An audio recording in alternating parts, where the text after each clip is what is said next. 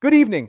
Let us look more carefully at what is happening here tonight, because what you are hearing about the Hormuz crisis is not what this crisis actually means. The headlines tell you about oil tankers, about regional tensions, about Iranian threats, and American naval presence. They are describing the surface of the water while missing the tectonic shift occurring beneath it.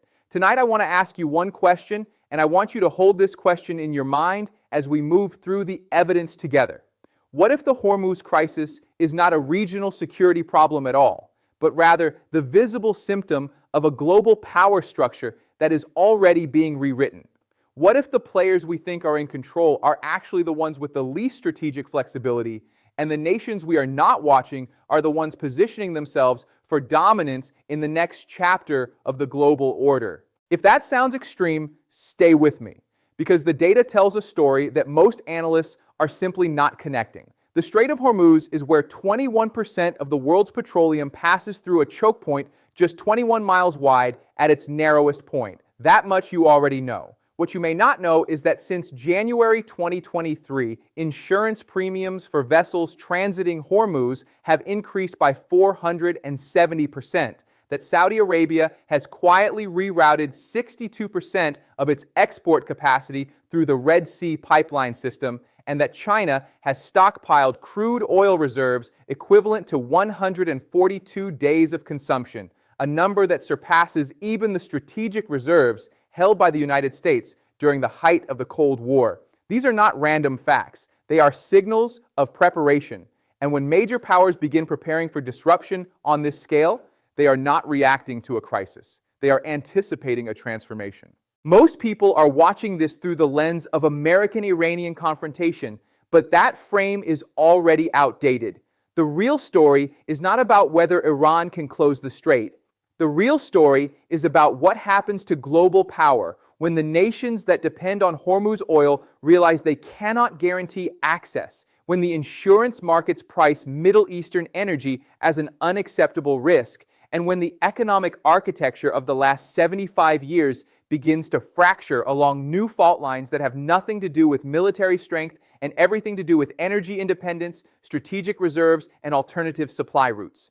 Let me be very clear about what I am saying here. The question is not whether Hormuz will be disrupted. The question is which nations have already built the infrastructure to survive that disruption, and which nations are still operating as though the 1990s order will last forever. Before we go deeper, if what you are hearing tonight is making you reconsider the conventional narrative about Middle Eastern instability, if you are beginning to see that the mainstream framing is leaving out the most important variables, then subscribe for ongoing analysis that prioritizes structural logic over surface drama. This channel exists because too many people are being told what happened without being shown what it means, and you deserve better than that. Now let us reject the standard framing entirely and rebuild the argument from the foundation up. The conventional story says that Hormuz is important because oil moves through it, that Iran threatens closure when tensions rise, that America deploys naval assets to keep it open, and that the global economy depends on this delicate balance continuing indefinitely. That narrative treats Hormuz as a permanent feature of the global energy system, as though the geography itself guarantees its centrality. But geography only matters when the economic logic around it remains constant, and that logic has been changing for the last decade, while the news cycle pretends nothing fundamental has shifted. Consider what has actually been happening since 2015. The United States shale revolution made America a net energy exporter by 2019. Europe has reduced its dependency on Middle Eastern oil from 41% in 2005 to 18% in 2024 through a combination of Russian pipeline gas, Norwegian supply, and renewable acceleration. China signed a 25-year strategic partnership with Iran in 2021 worth $400 billion, which includes guaranteed oil imports at below-market rates regardless of sanctions, meaning Beijing has effectively decoupled its energy security from the open market that Hormuz was designed to serve. India commissioned its strategic petroleum reserve expansion in 2020, tripling storage capacity to 95 days of import cover. Saudi Arabia and the UAE have spent $17 billion since 2018 building pipeline infrastructure that bypasses Hormuz entirely, routing crude to Red Sea terminals in Yanbu and Fujairah. These are not incremental adjustments. These are structural pivots. And when you see this many pivots happening simultaneously across different actors with conflicting interests, you are not watching isolated policy choices. You are watching coordinated preparation for a world where Hormuz is no longer the guaranteed choke point it was for the last half century. But here is the part that most analysis is missing entirely. The nations building exit strategies from Hormuz dependency are not the ones you would expect. Yes, the United States has reduced its exposure, but Washington still treats Hormuz as a strategic priority because American allies, Japan and South Korea in particular, remain deeply dependent on Gulf oil. Japan imports 87% of its energy, and 61% of that comes through Hormuz. South Korea's numbers are nearly identical. These are treaty allies, which means their vulnerability becomes America's obligation. But here is where the incentive structure breaks. The cost of defending Hormuz, both financially and diplomatically, is being borne almost entirely by the United States, while the primary beneficiaries of that security umbrella are no longer American firms or American consumers. Exxon and Chevron are now smaller players in the Gulf than China National Petroleum Corporation, which holds stakes in Iraqi fields, Omani production, and Iranian reserves under sanction-exempt agreements. The security provider is paying the cost while the economic benefit flows to a strategic rival. That is not a sustainable equilibrium. That is a system waiting to collapse under its own contradictions. Now let us pull the lens back and examine the historical pattern, because what we are seeing here is not new. It is the oldest story in geopolitics, the story of empires that overextend their security commitments in regions where their economic interest has already diminished. The British Empire maintained naval dominance over the Suez Canal and the Strait of Malacca well into the 20th century, long after British trade had shifted and British economic power had declined. London kept paying for the security infrastructure because the strategic logic said it had to, because retreat would signal imperial contraction, because maintaining the illusion of indispensability felt more important than admitting the mathematics had changed. By 1956, when Nasser nationalized the Suez Canal, the British responded with military force not because Suez was economically critical to Britain anymore, it was not, but because admitting irrelevance felt like admitting defeat. The result was the Suez Crisis, a geopolitical humiliation that marked the definitive end of British superpower status, not because Britain lost militarily, but because the intervention revealed to the entire world that London could no longer unilaterally dictate outcomes in regions it once controlled absolutely. The parallel here should be unmistakable. The United States is maintaining a security commitment in the Persian Gulf that costs approximately $8 billion annually in direct naval deployment expenses, not including the broader strategic costs of basing rights, diplomatic capital, and the opportunity cost of forces tied to that theater instead of being positioned in the Indo-Pacific where the actual peer competitor operates. Meanwhile, the primary economic beneficiaries are Chinese state firms and Gulf exporters who sell to Asian markets. Washington is acting as the guarantor of a system it no longer economically dominates, and that is the definition of strategic overextension. History does not repeat, but it does rhyme. And what we are hearing right now is the same rhythm that preceded every major hegemonic transition over the last 500 years. But let us go one level deeper, because the structural question is not just about military overstretch. It is about what happens when the defending power realizes it is defending a system that no longer serves its interests, and when the rising powers realize they can build a parallel system without confronting the hegemon directly.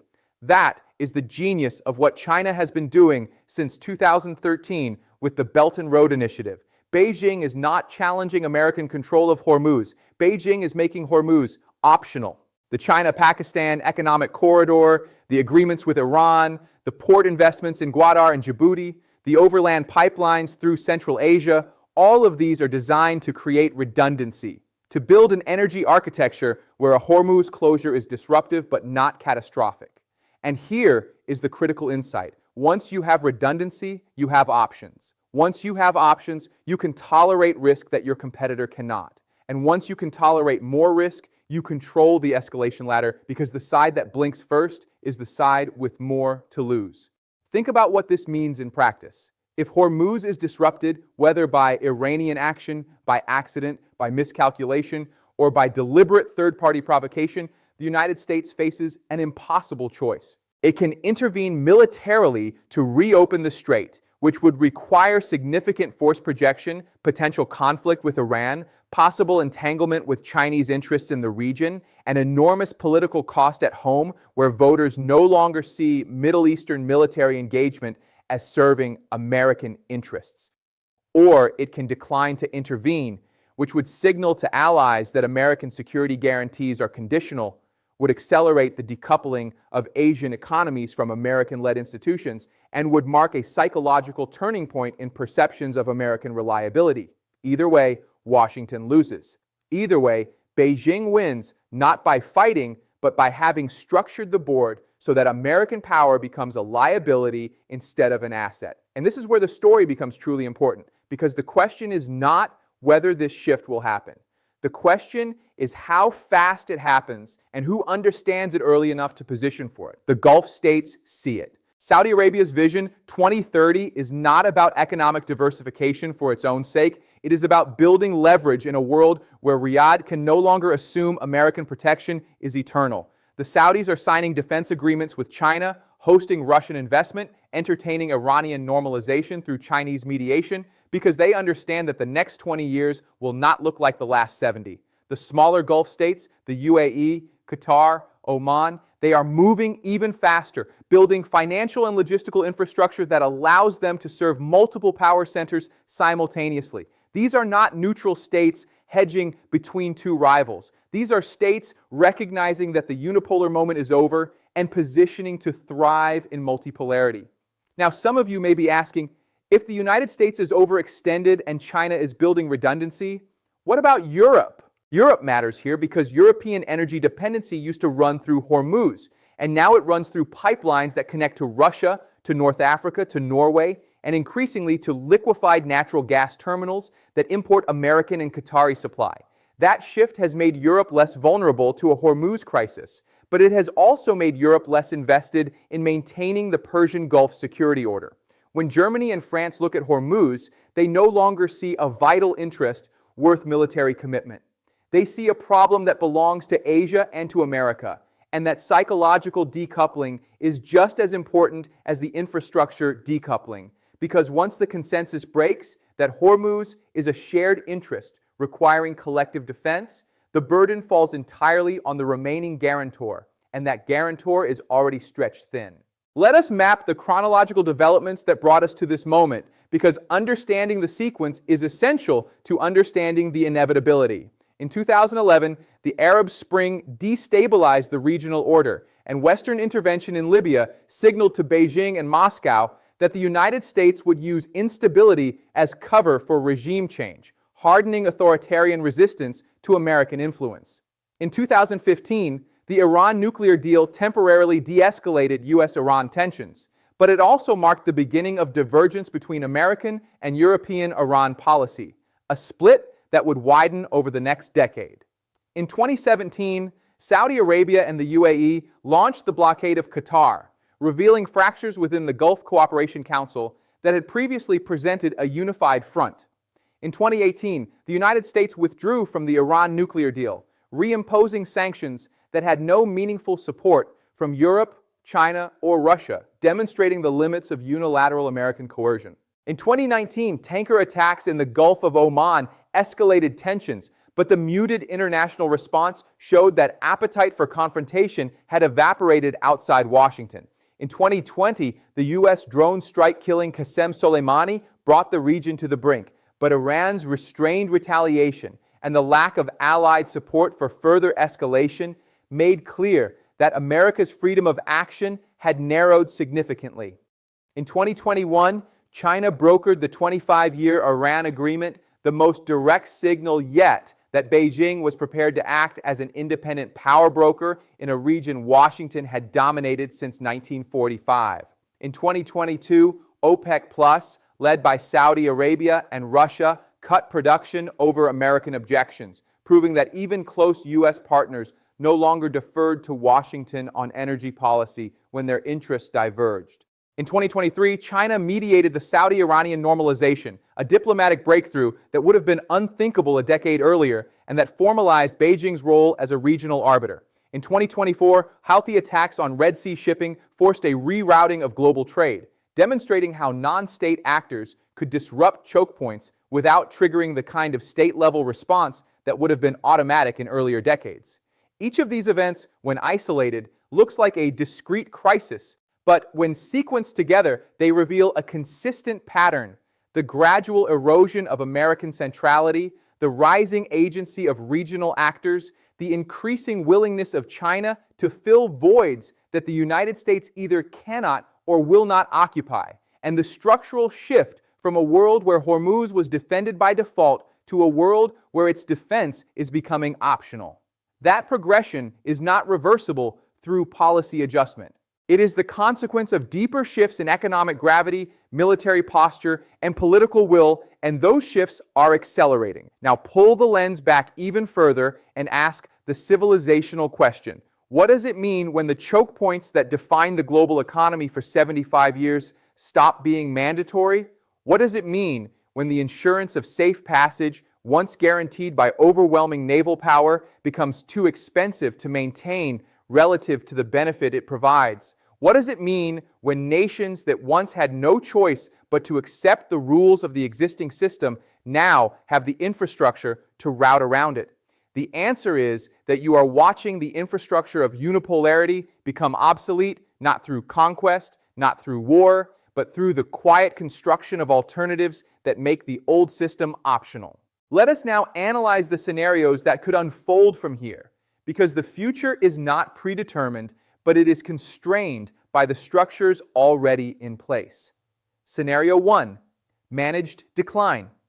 In this scenario, the United States gradually reduces its forward military posture in the Gulf, shifting resources to the Indo-Pacific while maintaining symbolic presence and over-the-horizon strike capabilities. Hormuz remains open most of the time, disruptions are localized and temporary, and the global economy adapts through higher insurance costs and diversified supply routes. This is the optimistic scenario, the one where transitions happen slowly enough that institutions can adjust without catastrophic dislocation. The probability of this scenario depends on whether American domestic politics allows for strategic retrenchment without framing it as defeat, and whether regional powers can manage their rivalries without escalation that forces external intervention. Based on current trajectories, this has perhaps a 35% likelihood. Scenario 2, crisis-driven acceleration. In this scenario, a significant Hormuz disruption, whether from Iranian action, regional war, or non-state provocation, forces the transition to happen rapidly rather than gradually. Oil prices spike to $180 per barrel. Global recession follows. Asian economies activate their strategic reserves and alternative supply routes, and the post-crisis recovery happens along new infrastructure that bypasses the Gulf entirely. The United States either intervenes and pays an unsustainable cost, or it does not intervene and loses credibility permanently. Either way, the system that existed before the crisis does not return afterward. This scenario has perhaps a 40% likelihood because the conditions for disruption are persistent and the number of actors with incentive to trigger it is increasing. Scenario 3, fragmented multipolarity. In this scenario, no single crisis forces a transition, but the slow accumulation of smaller disruptions, insurance increases, sanctions complications, and regional tensions gradually fragments the global energy market into separate spheres. China builds one system, the United States another, Europe a third, and the Gulf states play them off against each other, maximizing their own leverage. Hormuz does not close permanently, but it becomes a managed risk rather than a guaranteed certainty. And the nations that prosper are the ones with the most optionality. This scenario has perhaps a 25% likelihood because fragmentation requires coordination failures across multiple actors, and there remain strong economic incentives for integration even amid geopolitical rivalry. What should be clear from all three scenarios is that none of them end with the restoration of the status quo. The architecture that made Hormuz the indispensable choke point of the global economy is being systematically dismantled, not by any single actor, but by the aggregate decisions of dozens of nations, all responding to the same underlying reality: that the costs of dependence now outweigh the benefits of integration, that the hegemon can no longer credibly guarantee the system, and that alternatives exist where they did not a generation ago. That is the definition of a power transition, and power transitions, historically, do not happen smoothly. Let me leave you with this. The Strait of Hormuz is not closing tomorrow, but the world that made Hormuz indispensable is already closing, and the nations that understand that fact are the ones building the future while everyone else is defending the past. The United States spent the last 75 years constructing a global order based on the assumption that it could guarantee security in exchange for economic access and political alignment. That deal worked when American military dominance was overwhelming, when American economic weight was unmatched, and when no alternative system existed.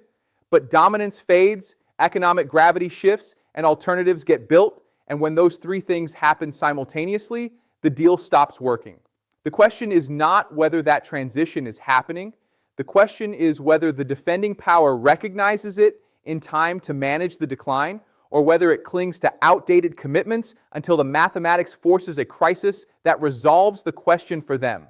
If this analysis made you reconsider the conventional framing around Middle Eastern security, if it showed you variables that the mainstream coverage is ignoring, then subscribe for ongoing strategic breakdown that prioritizes depth over speed.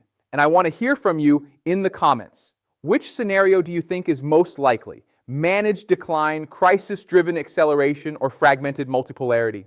And more importantly, which nations do you think are positioning most effectively for the post-Hormuz world? Next time, we will examine why the Red Sea shipping crisis is not a logistics problem, but a preview of what happens when non-state actors realize they can weaponize choke points without triggering the kind of response that states would face, and why that shift changes everything about how power will be exercised in the next 20 years. Until then, stay sharp.